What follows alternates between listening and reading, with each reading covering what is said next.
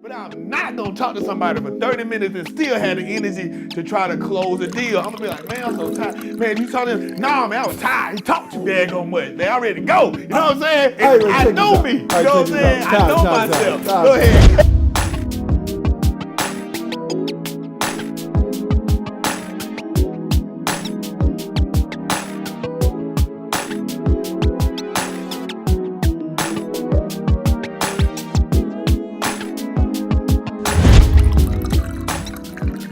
You gotta know yourself, because I know what type of personality is gonna trigger me to do certain stuff, so I buff it. And see, some people are like, I don't want to talk to someone, so I say, now you keep talking to me directly if you won't, but you always do this, they get on my nerves. So I'm trying to put this person between you and me to save your job.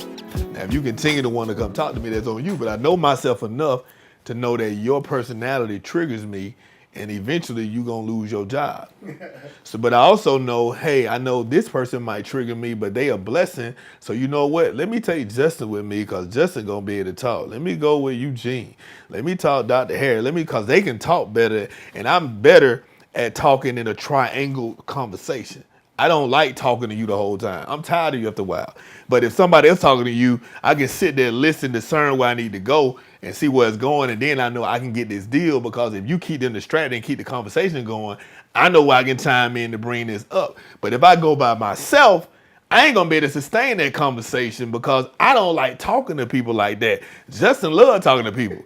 Eugene loved talking to people. He had a situation where he had to deal with his wife, so I didn't want to bother him going. He had a situation where he got sick, but things still worked out because I knew I had to go in. I mean, I need to make sure I get this deal, but I had to go in and knowing, but I knew who I was. So let me rest. Let me not talk to everybody. Let me go to sleep, because I'm an introvert and I know all my energy got to be used. Tomorrow when I go through the presentation, I got to be ready, because I don't have my two buffers. I don't have because they're not just my camera people. They buffet people, and they converse. They love to talk way more than me. So I know they the people that help me get my deals, because if they keep talking to them long enough, I got the idea. But I'm not going to talk to somebody for 30 minutes and still have the energy to try to close a deal. I'm going to be like, man, I'm so tired. Man, you talking to him? Nah, man, I was tired. He talked too daggone much. Man, I'm ready to go. You know what I'm saying? I know me. You know what I'm saying? I know myself. Go ahead.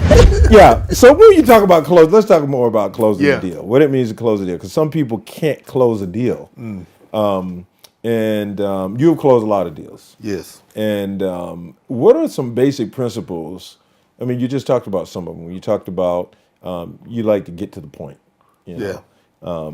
I think that's really important, because usually people who are not used to raising money, closing deals, they just go on and on. And it's like when you're dealing with people where you're in business, you got to know what it is you want, and you got to say it, and then stop talking. Yes. I think when you say close the deal, you have to be able to read the room. And the main thing is you got to listen. Most people don't listen. Like when I do the board review or planning, I let's just use a board review because I'm the chair of that. Okay. But I still don't talk that much, because I don't need to talk, because I learn more when I'm listening. And I think a lot of people sometimes would think I don't know what I'm doing because I'm quiet. But then when something goes wrong, I be like, hey, da-da-da, da-da-da. And they be like, man, how you know all this stuff? I don't have to prove nothing to you. Mm-hmm. My job is to listen, and I can feel where this person's coming from. When I go into a meeting, and it's funny because the lady, Miss Glenda, sits by me, and I have my notes, and they ask a question, I just point, and I already know who gonna ask what question. I say, so-and-so gonna ask this question, because when I read it, I know them so well, because I sit there and I listen, and I know how they think. Well, that's interesting, because there's certain things I can read the room really well. When I'm speaking and I walk in the room, I can feel the room, I can figure, and I know how to start, adjusting to what I got to get up and talk about. But it's two areas where I find it challenging. One is I don't always read it well when I'm trying to close a deal on like relationship. I'm single and all that. And then the second thing, I'll move on. Okay. You ain't trying to close. Wait, hold on. Oh man, so as a man thinking, so is he. If thou wanted to close the deal, thou does not want to do that. You've been married before. I ain't gonna, dude, don't come on this show. I closed it. No, you ain't gonna do it. Keep it Your going. relationship, that's good though, man. You can cut this out. Now take this off of me. Yeah, we don't want to salt it. Okay. The person does not always close a deal when it comes to relationship. The person does not always close the deal when it comes to business. Although they may have situational intelligence in other places, they may have relational intelligence in other spaces, but it doesn't always translate. It's just like there are guys who are and women who are great pastors in leading the church, relationally in the church, but they don't translate that relationality well at home. So my point is that you can be strong in one context with the set of skills that don't always translate to another context. So what I'm asking you is how do you translate that? How do you move from the context of reading the room and knowing how a person thinks in another context? How do you translate that? I think with me, because people don't believe it, but I am an introvert. I just when there's a microphone here, I can work. You know what I'm saying? I know you, so I'm cool. I can talk to you. If I know you, I can talk to you. But if I'm in a crowded room, I don't never say nothing. Like, it takes Sharon Scott when she was helping me with the campaign. She was like, I know a lot of y'all, she said, I know Maxwell always said he was an introvert, but I ain't realized it until I started working here with the campaign. And he'd be quiet, but like, why don't you go talk to people? I had to make him go talk to people. He said, because y'all used to him and he used to y'all because y'all at his church. And that's what I can function in. That's what I move in.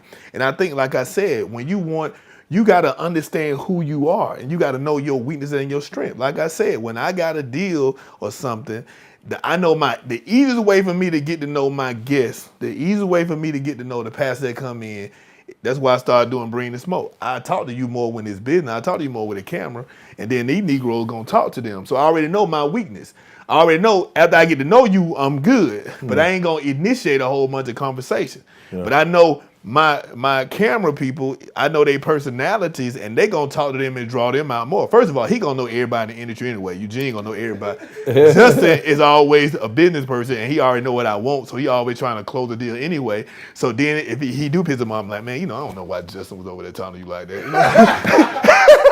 Man, he did what, man? I ain't telling him to do that. But I might have even sent him over there. But I need to let him test the water. So you showing your hand, man. You can't be showing your hand. Right. It don't matter. That man ain't watching this. Today I watching it. I already closed the deal with your ass anyway.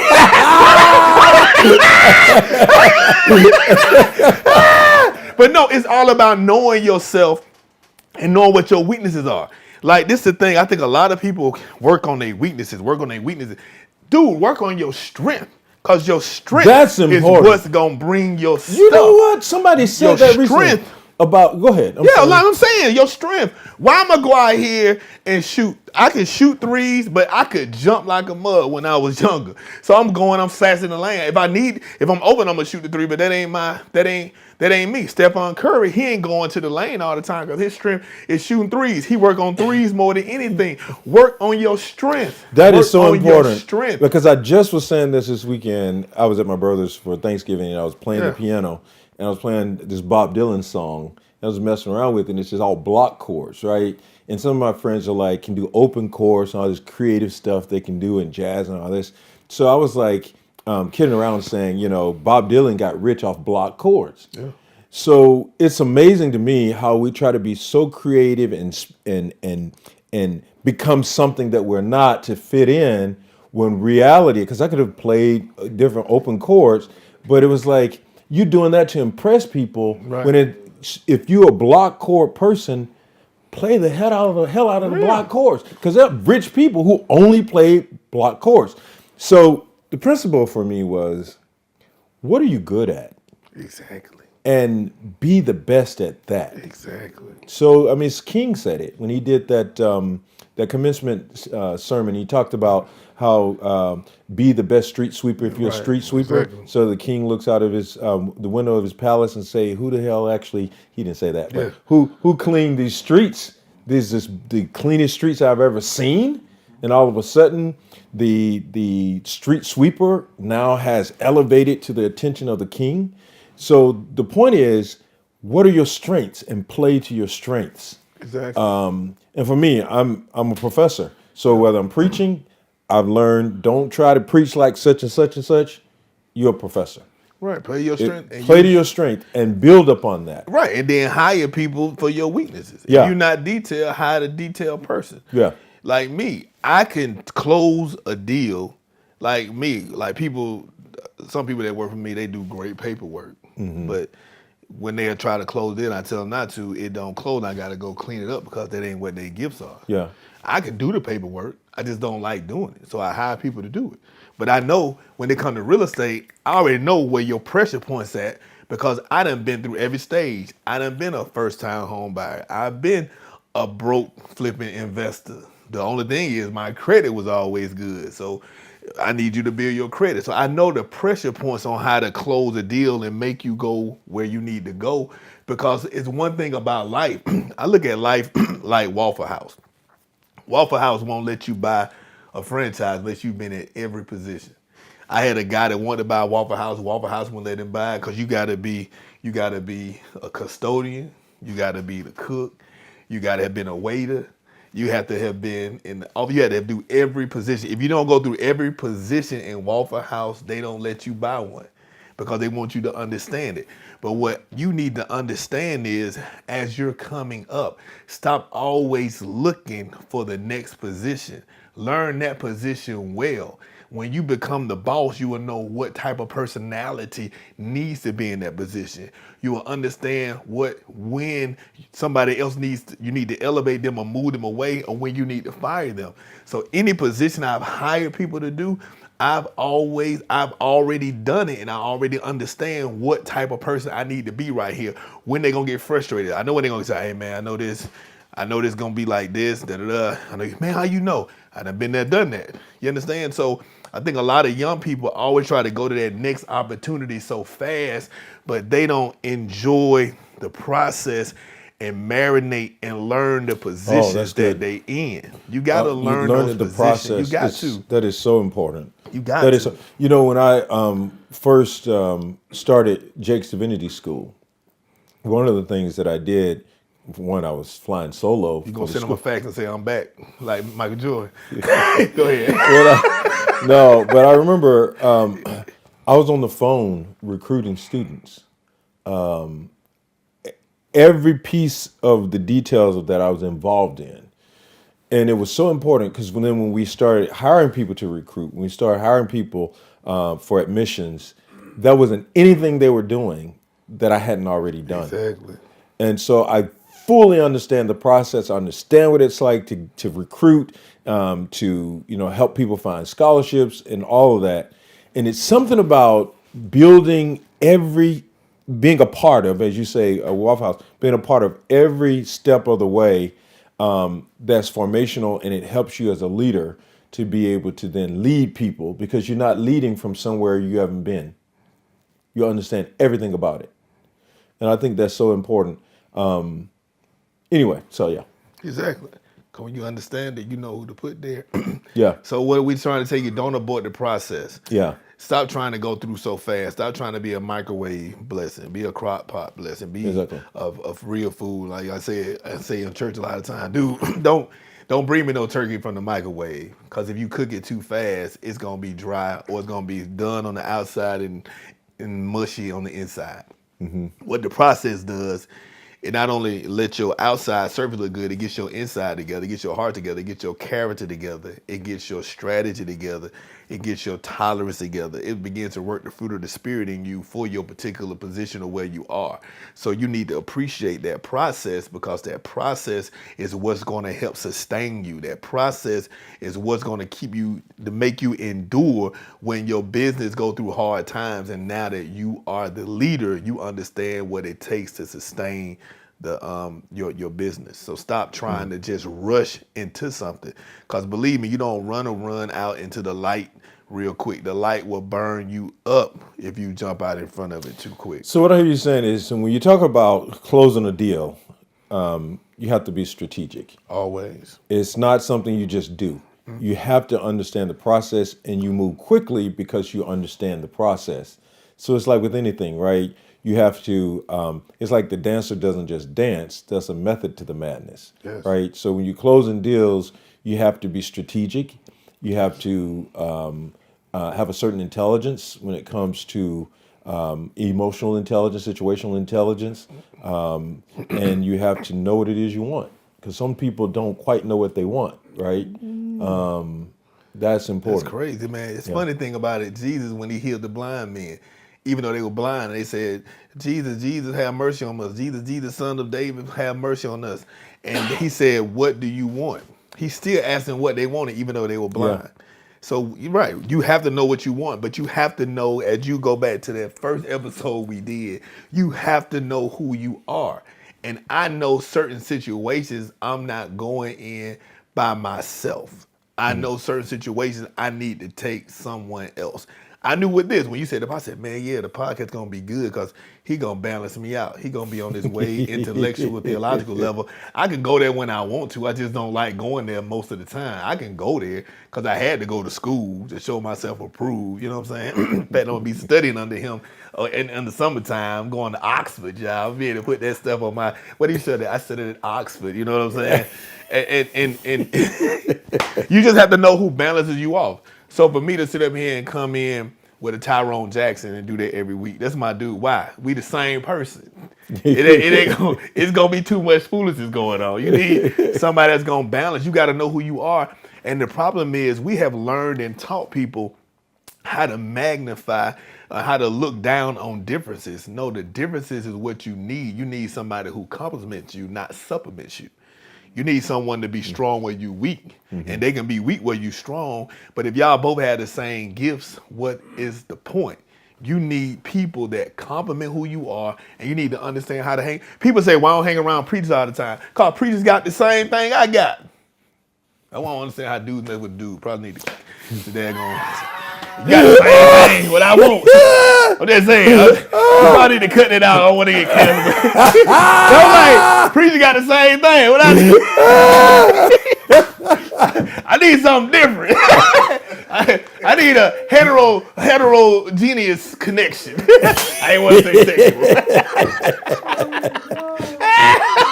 I don't need anything homogeneous. I need someone heterogeneous that has something different than I have. You know what I'm saying? I need a heterogeneous relationship. I didn't say heterosexual.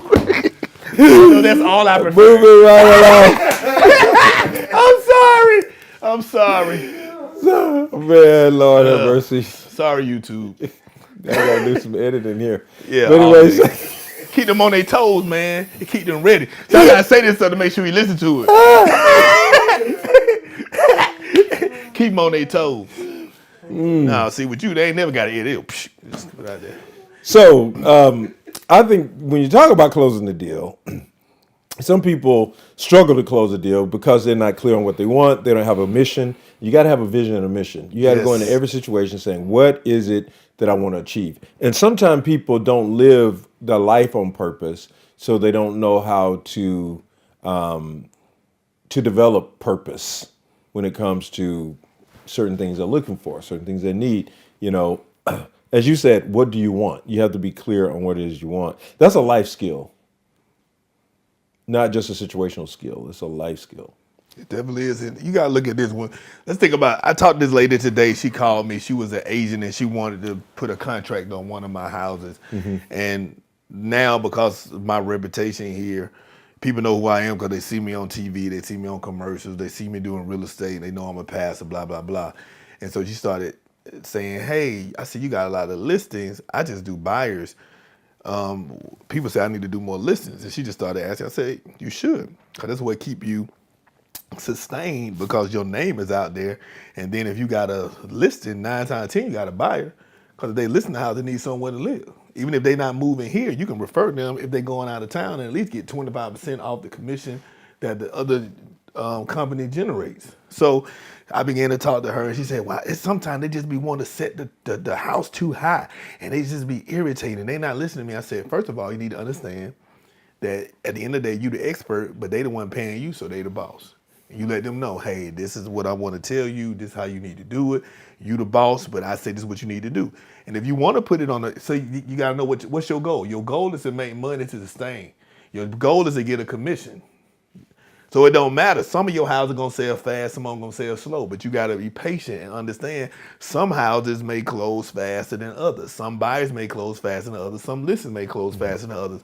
I had a house, this nice house, and they had it way overpriced, right? They had it way overpriced, didn't make sense at all. And I said, it's not going to sell. I put it on the market, but what did I say? I said, you know what? Bring all offers. That's my way of saying, I know good and well this daggone house overpriced. But me just saying, bring all, I said, I'm going to put in here, bring all offers, so they'll know to bring all offers. Is that okay? They're like, yes. But really what I'm telling them is, I know this junk overpriced. I know it don't make no sense. You're not going to offend me if you bring some $30,000 less because it's daggone overpriced. I'm saying all that just by putting that key word in there. When you say strategic, I don't want to lose the sale. Somebody else is going to be patient with them. I put it on there. The way I salvage my reputation is to put bring all offers. Now, so people will call, hey man, well, I don't really want to bring an offer because I don't want to offend nobody. I said, well, you're not going to offend me. Go ahead and send it. But if they don't send it, I can't make them send it. Mm-hmm. But after a while, they see, hey, after 2 weeks, tell them, hey, you know what? It ain't sold. Can we look about reducing the price? And they're more likely they're going to do it because I'm still walking through it. I'm doing what you want. But at the end of the day, I ain't stressing this listing as much because at the end of the day, I got other listings, I got other clients, and everything not going to close at the same time. The problem with some people is they don't know how to be flexible enough to understand everything not going to get done at the same time. Oh, wow. That's the secret of a commercial chef. It knows if you want green beans, you can't put the green beans on before you put the steak on. You got to start the steak at a certain time. Then you got to put the green beans on at a certain time. You got to put the peas on. You got to put all this stuff on different times because you got this one order. Everything need to get done around the same time so that you can serve a hot meal to everybody at that table. So you got to look at each order and each table in the different and know that I can't cook this. I got to start cooking this steak first. I can't cook the fish first, or they're going to have to bring the fish out now, or the fish going to be cold and dry. You have to know when to put stuff on the fire, when to put it chill. You got to know when to put stuff. Timing. You got it right. Thank you, man. All that timing. You got to have timing, but you got to have patience enough to not worry about, to not try to control that everything needs to happen so fast. We live in a microwave generation and so many people aren't patient. They want everything to just happen. Sometimes God may want you to develop a relationship. I don't know, you know what house I'm talking about when one of them was overpriced. You even helped me. He did I told my camera people be secret gangsters, you know what I'm saying? So we went over there and I said, man, go talk to people. I'm tired of them. I got to the point I was tired of them. I said, you go over there and he went over there and got the thing relisted. He ain't even got no license or nothing. But I knew his personality was good. I was so tired of them. It was Sunday and they were getting on my nerves. And on Sunday, I know I don't want to be bothered. I know myself. Mm-hmm. So I know I'm irritated. Brother Justin saved me. I'm going to give you a referral fee because I'm about to choke these jokers. I don't want to lose, but I'm tired of them, right? And he went over there. He told them, he said, okay, they're going to extend it. They called me and everything was well because I knew my personality. But you know what I'm saying? You got to know your personality and you got to be patient. And sometimes you got to do what? You got to ask for help because you not going to be able to do it all the time. I called a non-realtor, non-real estate agent person to help me close the deal because I knew their personality was going to be able to reel them in and I could go do my sermon. So skills, timing, emotional intelligence, situational intelligence are all important for closing the deal. You got to use it and you can't, and all deals not the same. But what I realized is God wanted me to develop a relationship with those people. Those people probably make more money in my church than anybody. I didn't know Wait. Go back to that. All relationships are not the same. Going back to this relationship thing I said. So all relationships, duly noted, all relationships are not the same. They're not. They're not the same. You know what I'm saying? Yeah. So everybody all deals don't close the same way. They don't. All don't close in the same timing. Right. And that's a principle to acquire, right? Yes. That's a skill to acquire is understanding when the fish is going to be done, when the beans are going to be done, the timing. And it's like an orchestra. You're like I was a music major. Yes. So you have to know when to bring in the strings, when to bring in the horns. It's like timing. It makes the beautiful symphony. Right. You be faithful over a few things. I'll make you ruler over many things. And many things ain't nothing but a whole bunch of few things put together. And That's so right. a lot of times people want to they get another deal or another offer. They want to forget about the first thing that they had, but that doesn't mean God wants you to let it go. He's trying to build upon it and make you ruler over many things. Now, sometimes you do have to let some things go because the season may be over, and maybe that one thing is in the way of you closing the bigger thing. So Well, that's the symphony, right? Sometimes the strings are over. Yes. You know, you're going to go over to something else, and the horns and the woodwind. Yes. And sometimes the strings never come back in, but it's the big picture that you're looking at.